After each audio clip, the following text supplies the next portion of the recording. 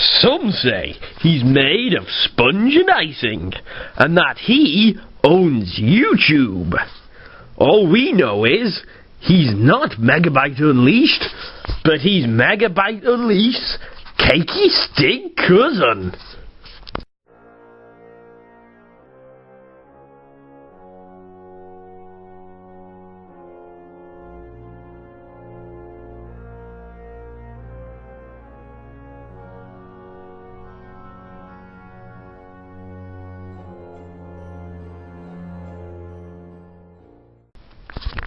Hello, Yubi-Jubi!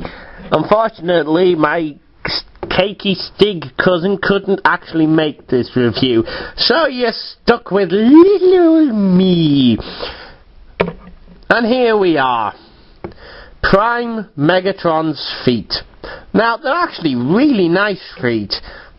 Very wide, and he's got his two little toes here, and one toe at the back, splayed open really widely and really stable.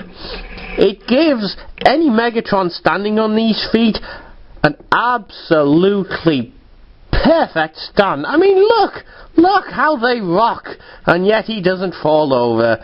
I mean, look how far back he can go before he starts to fall. Yes, he is actually doing that, and I am not holding him. No, sir, Bob. Not one bit. Okay, you found me out. But, yes. Oh, ow.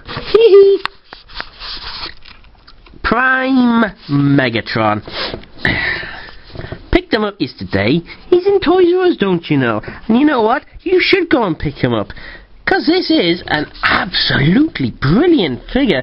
Now, I'm not going to bother with the alt mode because it's a Cybertronian jet, and we all know what that means. Excuse me. It means he does some origami. They couldn't be bothered to give him an actual alt mode, so he does some origami and he becomes a jet. Which is what he's been doing since the live-action movie first came out. He was a Cybertronian jet in that. His original mode in animated, and thus, two toys came out in animated were Cybertronian jets. And he's a Cybertronian jet here as well. Now, there's no denying, he's fairly screen accurate. He even has the little eyes that pop up and say, "I'm gonna kill ya, I'm gonna eat your spark and feast upon your corpse."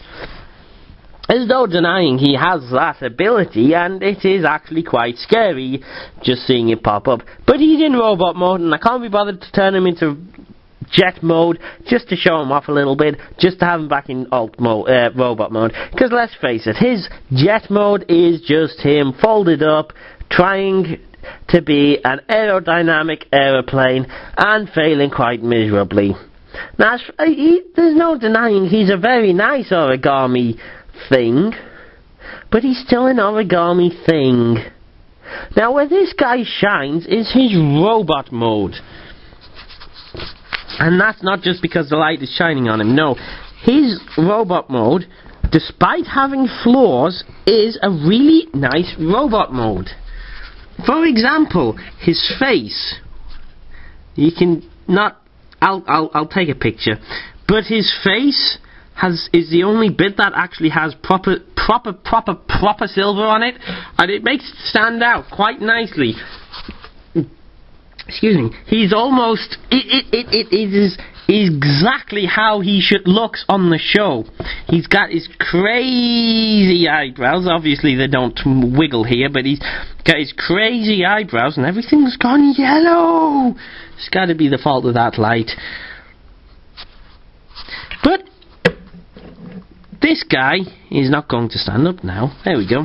This guy is a fairly alright little figure. I say little figure. He's a Voyager, or Power Riser. I don't know.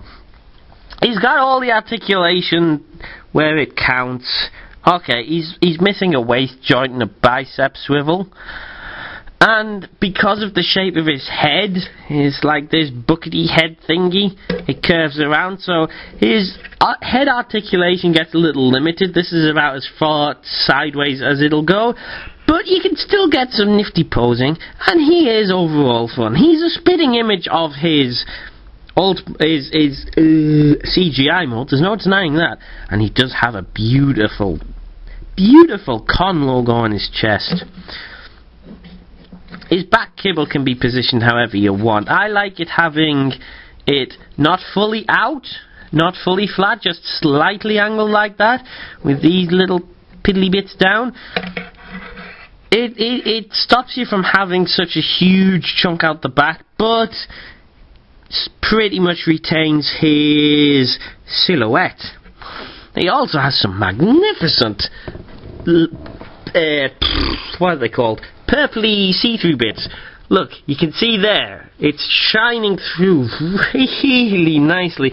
And while other figures, like the Prime has this kind of effect going on, and I imagine all Voyagers will, well, it looks stupid on other figures. On this guy, it works really well, because it's like, when he's powered up on Dark Energon, he actually glows purple like this. So it works really well, as does his magnificent light piping. And they even managed to put little pupils on his eyeballs. That's attention to detail. I have to say, this guy, he is beautiful.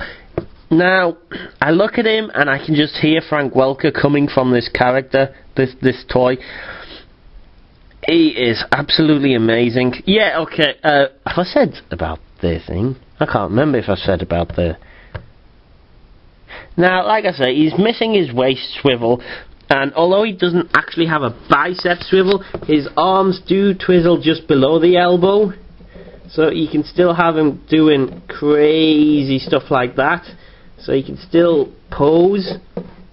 I mean, yeah, he can't swing his arms fully across his chest like you would want when he's aiming his cannon, but it's close. It's very close. I mean, now, all the pictures of this figure has him in some dodgy flat grey that looks absolutely horrible. And honestly, when I got... Now, you won't be able to see this because that thing's casting too much freakiness on it. Now, but when I got this guy, I was seriously thinking of painting him silver like Rotorstorm did. Check him out, Full Metal Hero Rotorstorm's Voyager Megatron custom thingy. Absolutely beautiful. Personally, I wouldn't make the face as mucky as he did, but other than that, an absolute gem. And I was going to do that when I got this guy, but having him in hand, the plastic really isn't as bad as the pictures make it out to be. And I can actually live with him like this, in this dodgy little scheme. I mean, there's very little kibble. There's with these wings and that's it. But I can actually live with him in this colour scheme. I really can. And if you look really closely, I don't know if you'll be able to pick this up. Probably not. But the plastic actually has sort of like little tiny itty bitty lines in it, as if from the moulding. It's not part of the design, but the moulding is like covered in itty bitty witty little parallel bits. I don't know. It must be part of the manufacturing process. But I don't think it's... Oh, he has gone. He took the camera with him. You idiot. Now, I don't think it's part of the process, but it just adds that extra little bit of texture to him and stops him being from completely flat and dull. And like I say, the pictures, I don't like it. But now I have him in hand, I don't think I am going to paint him. I think he looks pretty badass as it is. Now, as accessories, he's got this little battle claw, I believe it was called. and you can slot it in so he's actually holding it in his hand. Now, I've heard some YouTube people going, oh, this isn't a thing from the show, this is rubbish, throw this away. Okay, you do that. But my Megatron is going to have this little battle claw, because I absolutely love this little battle claw. I mean, it's just a simple little 4-pronged thing he holds in his arm and clips over his wrist, but it just adds so much to the character. You know, he's holding it, and he will skewer you with it, and there is actually some nice detailing on it. I don't know if this is picking it up. Probably not. But there's some really nice little detailing on that. Yes, it is picking it up. It's the wrong colour, but it's picking it up. And then, of course, there is his other weapon, his signature fusion cannon. It's screen accurate. It might not be the right colour as the screen. I can't remember. It's been a while since I saw it. But physically looking, it is fine. And yes, it can be detached, and you can also attach this battle claw over it. But what I also like about it is this little plunger, and you plunge it in, and there is his signature sword that he uses in a transclearant blue. And yes, I am stealing words from Emgo. Shh. Now, when you do that, his middle bit also flips out, and he shines a nice red light. This red light doesn't actually do anything, and there's not actually any way to lock the sword out, which is a shame. However, you can manually twizzle these things around thusly, like that, which, oh hang on, no, you're supposed to hold the plunger. I can't do it one-handed, but you hold the plunger and you twizzle these things around, and he ends up with the sword out. The light doesn't deploy,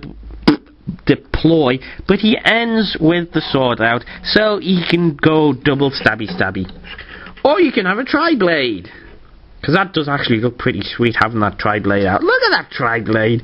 Oh, he's going to kill some Autobots. The only real major hindrance to his articulation, other than the aforementioned missing waist, these little bits here, his shoulder blades. These bits don't actually rotate, so they can get a little in the way of his arm articulation. I mean, you can always pop them up like that so he can get all his arm movements in, but that does look a little stupid. But that's okay. That's okay, because he's Megatron, and if anyone calls him stupid, oh, I suppose he can fit it back in like that. But he's Megatron. If anyone calls him stupid, he's just gonna stabby. I say get this toy. He's 25% off in Toys R Us at the moment, which is where I got this one. He is so much fun. He is extremely screen accurate. And how can you go wrong with a Megatron? I mean, he's just... oh, he is absolutely beautiful. If the rest of the Transformers Prime line is like this, I say we are in for a treat. Now, he doesn't feel heavy like Voyagers do. He doesn't, you know, he doesn't feel... I mean, don't get me wrong, the plastic doesn't feel brittle or cheap or anything like that. He's just very light. Lighter than other Voyagers. But you should still get him, because he is absolutely brilliant. Oh, he's got his bat wings up. Now see, that's what I like. It's posable kibble. You can pose it however you want it to be. I like that. I really like it when they give you options like that. Anyway, that's enough mad ramblings from me. Just one final thing. Size comparison. Here he is beside a bottle of Badger beer. So as you can see, he's considerably shorter than the bottle, but he is also more fun. Commander Starscream is dead. The Autobots will soon fall. With the power of the blood of Unicron flowing through my veins, I, Megatron, will be unstoppable.